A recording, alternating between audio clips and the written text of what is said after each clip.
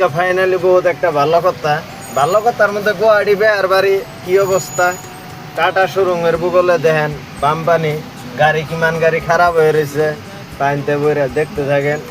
আর জামের কথা আর কোয়ার নাই, মোটামুটি আজকে হার রাত ধরে জামে ফাইসা আছি, আইতে আছি খালি বুঝছেন। তাহলে ফাইনালি দেখতে থাকুন, গাড়ি গুলো দেখছেন না পুরা জামে, মানে জাম।